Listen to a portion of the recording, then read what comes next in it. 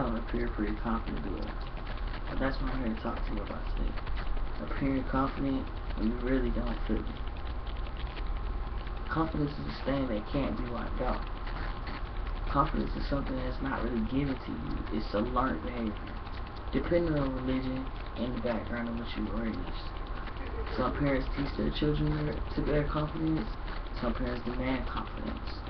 At other times, confidence is self-taught. Sometimes by not being so popular among children your age. However, confidence is very important to everyday life. Being sure of yourself, knowing that no matter the outcome, that you are the best person in the universe. Sometimes this means being in a room of overly qualified peers, all competing for one job. Everybody's terrified of the boss, but you're not.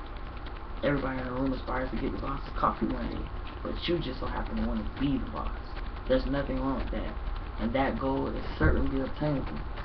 Today I'll explain how body language, mindset, and your wardrobe contribute to your confidence level. First and foremost, your body language. Don't slouch over and think that you're going to be able to get respect, or to see that people think that you have confidence. In order to let people know that you have confidence without speaking it and without actually feeling it, is to carry yourself a certain way. So don't slouch, sit up straight, hold your shoulders out, hold your head forward, not down, make eye contact, not wandering eyes. Did you know that some job interviewers can tell that you're nervous or not that confident by in the room you look around every time somebody comes around, or whenever a door opens, you're checking over your shoulder. To them, you're signaling that you feel threatened by someone else in the room. Not in a violent way, but that you are somewhat intimidated by their presence and by their confidence level because of your lack of confidence. As said, by seeking out challenges to develop self-confidence, a language learner's journey to proficiency, self-confidence has been shown to be a significant predictor of language proficiency. More recently, self-confidence has been studied as a part of the willingness to communicate. Basically, we can tell, or interviewers can tell, if you really want to be there, or if you're really going to communicate by your body language. Meaning that if you're slouching or too overly confident when in interview with them, that you're not going to be a very easy person to communicate with, because number one, you're not attentive, so now you're making them work for your attention. Second is your mindset. Your mindset is very critical, because if you're always thinking sad or depressing thoughts or thoughts of you not getting ahead, you're not going to get ahead. Knowing your self-worth, this is your self-esteem. Once you're aware of your self-worth, you can begin to conquer your self-confidence. Your self-confidence is believing that you can achieve whatever goals that are set for you. That statement was put out by Positive Mindset for interviews, for job interview success. It's a job interview success series.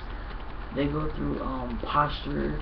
They go through a whole process about how you think before going into the interview. Before going to the interview, you have to know your goal first, and your purpose, for first being at the interview. Your purpose for being at the interview is not to go in and have an interview. Your purpose for being at the interview is to gain employment. And not just gain lackadaisical employment or employment that's going to pay you under the table or just temporary. You're going in the interview to gain stable employment, stability for your life, so that you can pay your rent, so that you can pay for whatever ventures you have in life.